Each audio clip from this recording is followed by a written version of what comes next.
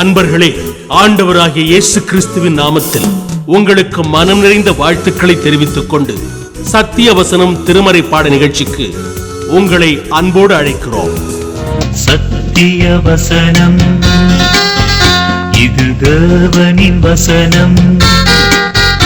நாம் சோர்ந்து போகையில் கரம் கொடுக்கும் நம் தேவனின் வசனம், நம் தேவனின் வசனம். தம்முடைய சொந்த குமாரன் என்றும் பாராமல் நம் எல்லாருக்காகவும் அவரை ஒப்புக் கொடுத்தவர் அவரோடே கூட மற்ற எல்லாவற்றையும் நமக்கு அருளாதிருப்பதெப்படி? இயேசு கிறிஸ்துவின் இனிய நாமத்தில் சத்தியவசனம் நேயர்களுக்கு என் அன்பின் வாழ்த்துக்கள். இந்த நாளிலும் கிறிஸ்மஸ் காலங்களில் தேவனுடைய பிறப்பை குறித்து தியானிப்பது வழக்கம். ஒவ்வொரு வருஷம் நாம் இயேசுவின் பிறப்பை தியானித்தாலும் ஒவ்வொரு வருடமும் அது நமக்கு ஏதாவது புதியதொன்றை போதித்து கொண்டே இருக்கிறது. அவருடைய பிறப்பின் ரகசியம் அது ஒருவராலும் முழுமையாய் கண்டுபிடிக்க முடியவே முடியாது. நமக்கு அப்பப்பொழுது அவர் சிலவற்றை அவர் நமக்கு வெளிப்படுத்துகிறார். இன்றைக்கும் நாம் அவருடைய பிறப்பை குறித்து தியானிக்க இருக்கிறோம்.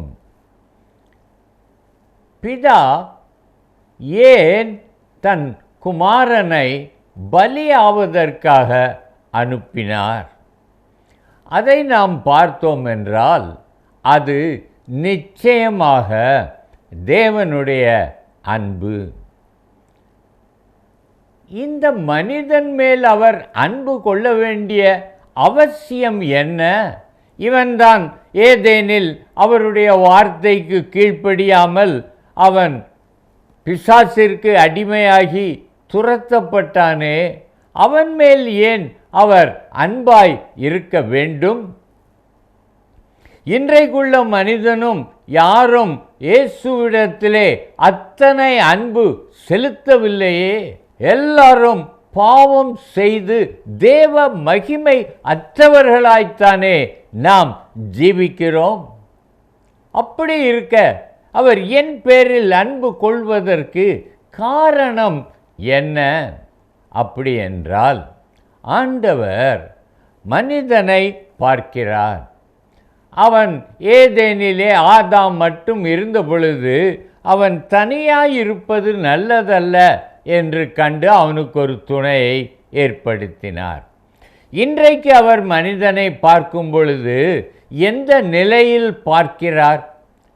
பாவம் செய்ததினால் பாவத்திற்கும் அடிமையாய் இருக்கிறான், பிசாசிற்கும் அடிமையாய் இருக்கிறான். இவன் அடிமையாய் இருக்கும் பொழுது இவனுக்குள் தேவனுடைய சித்தம் இருக்க முடியாது.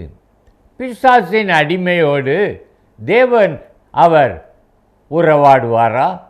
தேவன் அவனுக்குள் வாசம் பண்ண முடியுமா? முடியாது. ஆகவே அவன் தேவனை விட்டு பிரிந்து தூரத்திலே போய்விட்டான். தேவன் மனிதனை இழந்தார். அவனை தன்னுடைய சாயலிலே உருவாக்கி அவனை கண்டு அவனோடு பேசி மகிழும்படியாய் விரும்பின தேவன் அவன் பாவம் செய்த பொழுது அவனுக்கும் அவருக்கும் ஒரு தொடர்பு அற்று போயிற்று.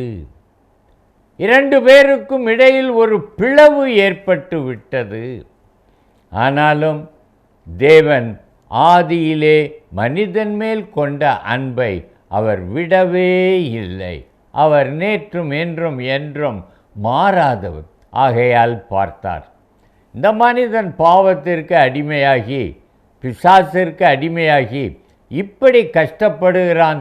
நம்பிக்கை இல்லை, அவனுக்கு பரலோகம் திறக்கவே திறக்காது, அவன் நரகத்தில் போய் வேதனைப்படுவானே என்று மனிதன் மேல் மனதுருகி அவனுக்கு ஒரு பாவத்தினின்று மீட்கப்படும் ஒரு வழியை போதிக்க, அந்த மீட்பை சம்பாதித்து கொடுக்க தம்முடைய குமாரனை அனுப்பினார். யோவான் 3:16 அதை வாசிக்கிறோம். தேவன் தம்முடைய ஒரே பேரான குமாரனை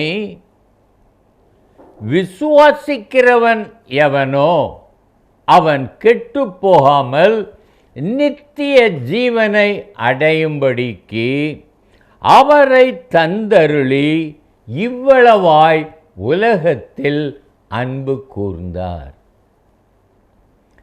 நீ நித்திய ஜீவனை பெற வேண்டும், பரலோக சந்தோஷத்தை அனுபவிக்க வேண்டும் என்றால் உம்மிடத்தில் கேட்கப்படுகிற ஒரு காரியம் என்னவென்றால், தேவனுடைய குமாரன் உம்முடைய பாவங்களுக்காக சிலுவையில் மரித்து இரத்தத்தை சிந்தி அவர் அடக்கம் பண்ணப்பட்டு உயிரோடு எழுந்து இன்றைக்கும் ஜீவிக்கிற தேவனாய் இருக்கிறார் என்பதை விசுவாசியும். அதை நீர் விசுவாசித்தால் அப்பொழுது நீர் ரட்சிக்கப்படுவீர்.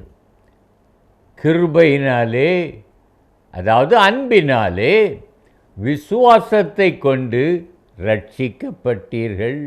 இது தேவனால் உண்டானது.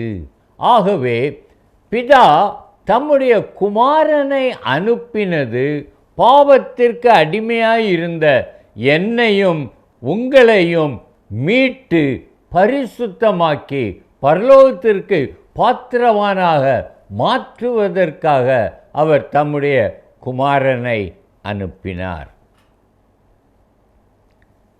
எல்லாருக்கும் பரலோகத்திற்கு போகணுன்ற ஒரு ஆசை இருக்கும். ஆனால் இந்த உலகத்தில் இருக்கிற வரைக்கும் என் இஷ்டப்படி வாழ்வேன், முடிவில் நான் எப்படியும் பரலோகம் போகணும். இதுதான் ஒரு சாதாரண மனிதனின் ஆசை. இது நடக்குமா? பரலோகத்திற்கு நான் போகணுன்னா அதுக்கு ஏற்றபடி நான் வாழ வேண்டுமே. நான் இயேசுவை விசுவாசிக்க வேண்டும், அவர் என் பாவங்களுக்காக மரித்தார் என்று விசுவாசிக்க வேண்டும். நான் அவரை ஏற்றுக்கொள்ள வேண்டும். நான் இயேசுவை என் சொந்த இரட்சகராக ஏற்றுக்கொள்ள வேண்டும்.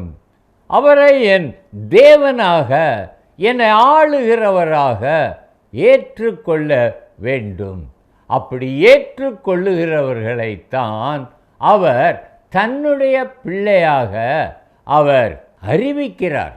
அவரை ஏற்றுக்கொண்டவர்கள் தேவனுடைய பிள்ளைகளாக மாறுகிறார்கள். அப்படிப்பட்ட ஒரு ஆசீர்வாதத்தை நம்மால் ஒரு நாளும் பெற முடியாத ஒன்றை தகுதியற்ற நமக்கு அப்படிப்பட்ட ஒரு கிருபையை அவர் செய்திருக்கிறார். நான் உங்களிடத்தில் கேட்கிறேன், இந்த உலகத்தில் எல்லாருக்கும் மோட்சம் போகணும், பரலோகம் போகணும்னு ஆசை. ஆனால் எல்லாரும் இயேசுவை ஏற்றுக்கொண்டு இருக்கிறார்களா? இல்லையே. அவர் ஒருவர்தான் இந்த உலகத்தில் உள்ளவர்களுக்காக பாவத்தை நீக்க அவர் இரத்தம் சிந்தி மரித்தார். அவரை ஏற்றுக்கொள்ளாமல் எப்படி பரலோகத்திற்கு போக முடியும்? ஆனால் ஜனங்களுக்கு இயேசுவை ஏற்றுக்கொள்ள பிரியம் இல்லை. அதுதான் உண்மை. அவங்களுக்கு இந்த சிற்றின்பமும் உலக மாயையும் அவ்வளவு பெரிதாக தெரிவதினால் இயேசுவின் பரிசுத்தம், இயேசுவின் அன்பு, தாழ்மை இதெல்லாம் அவங்களுக்கு வேண்டாததாக மாறிவிட்டபடியால் அவர்கள் இயேசுவை ஏற்றுக்கொள்ளவில்லை. இன்றைய தியான வசனமாக நான் கொடுத்த வசனம் ரோமர் 8:32. நான் அதை உங்களுக்காக வாசிக்கிறேன். தம்முடைய சொந்த குமாரன் என்றும் பாராமல் நம் எல்லாருக்காகவும் அவரை ஒப்புக் கொடுத்தவர் அவரோடே கூட மற்ற எல்லாவற்றையும் அருளாதிருப்பது எப்படி? நீ இயேசுவை ஏற்றுக்கொண்டால் எல்லா ஆசீர்வாதங்களும், உன்னதத்தின் ஆசீர்வாதங்களும் உனக்குள் வரும். அப்படிப்பட்ட ஒரு காரியத்தை தான் பிதாவானவர் நம்மேல் உள்ள அன்பினால் செய்கிறார். என்னை கேட்டுக்கொண்டிருக்கிற சகோதரனே, இன்றைக்கு நேர் இயேசுவை ஏற்றுக்கொண்டிருக்கிறீரா? அவரோடு உள்ள சமாதானம், சந்தோஷம், அன்பு, பரிசுத்தம், தாழ்மை, இது அவ்வளத்தையும் நீர் அனுபவிக்கிறீரா?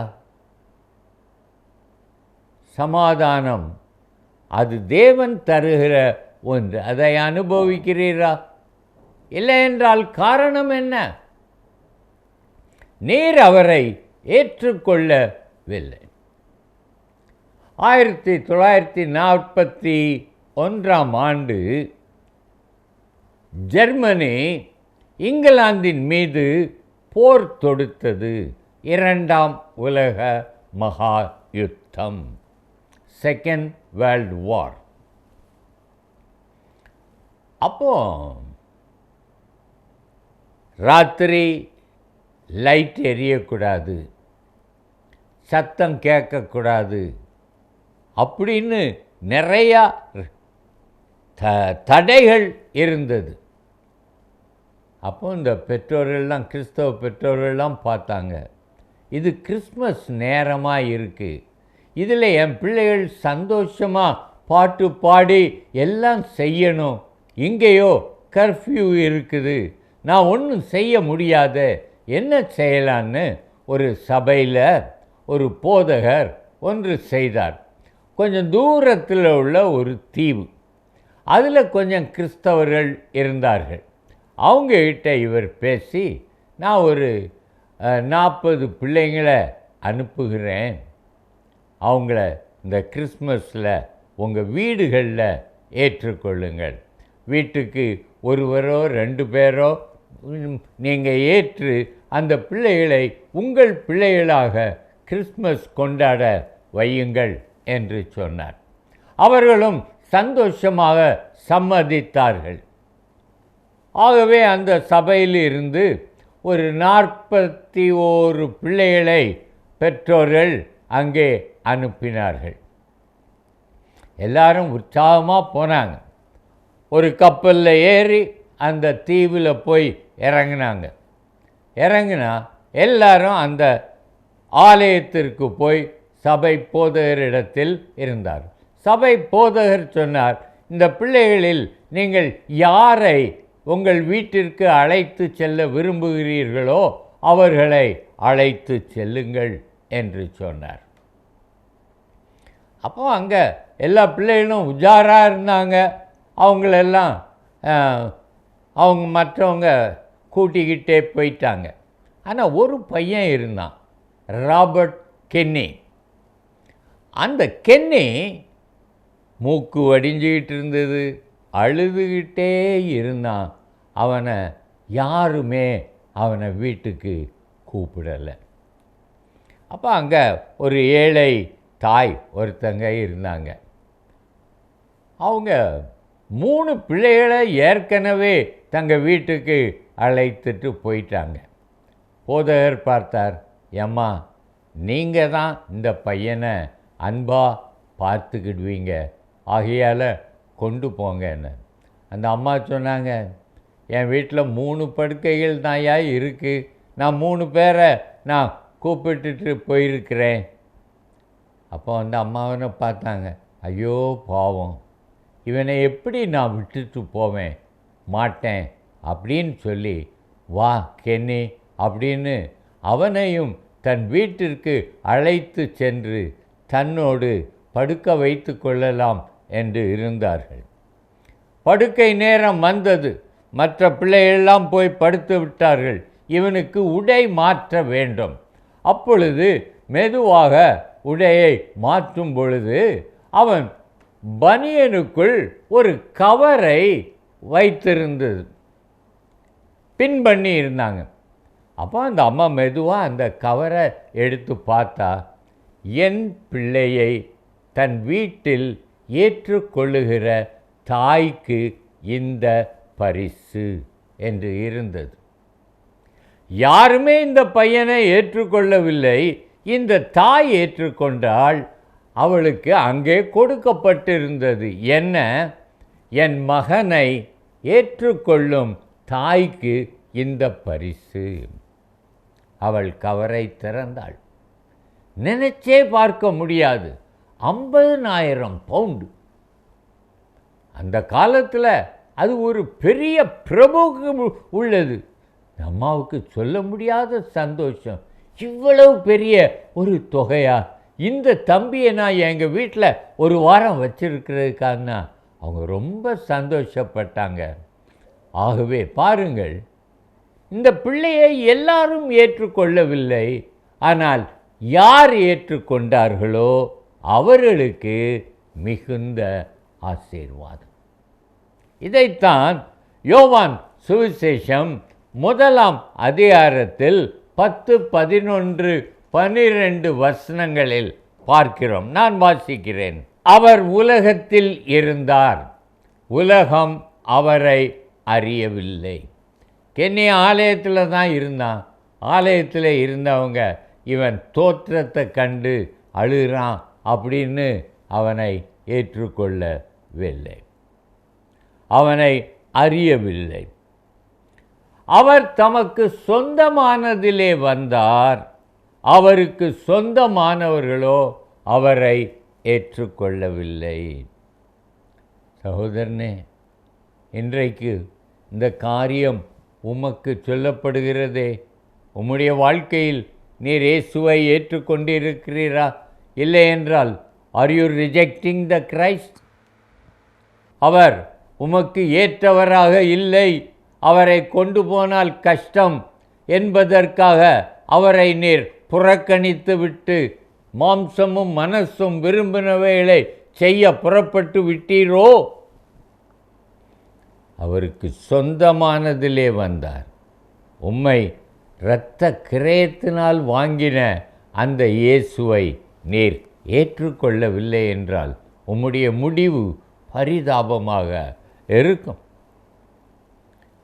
அவருடைய நாமத்தின் மேல் விசுவாசம் உள்ளவர்களாய் அவரை ஏற்றுக்கொண்டவர்கள் எத்தனை பேர்களோ அத்தனை பேர்களும் தேவனுடைய பிள்ளைகளாகும்படி அவர்களுக்கு அதிகாரம் கொடுத்தார். சகோதரனே, நீ தேவனுடைய பிள்ளையானால் பிதாவானவர் சகல நன்மைகளினாலும் உம்மை திருப்தியாக்குவார். தமது சொந்த குமாரன் என்றும் பாராமல் அவரை நம் எல்லாருக்காகவும் தந்தருளினவர். அவரோடு கூட, அதாவது நீர் இயேசுவை ஏற்றுக்கொண்டால் அவரோடு கூட மற்ற எல்லாவற்றையும் அருளாதிருப்பது எப்படி? மத்தேயு 6:33 அதைத்தானே சொல்லுகிறது. முதலாவது தேவனையும் அவருடைய ராஜ்யத்தையும் தேடுங்கள், அப்பொழுது இவைகள் எல்லாம் உங்களுக்கு கூட கொடுக்கப்படும். சகோதரனே, பரலோகத்தை இழந்து போகாதிரும், தேவனுடைய பாதுகாவலை இழந்து போகாதிரும். உம்முடைய குடும்பத்திற்கு தேவனுடைய பாதுகாவல் தேவை.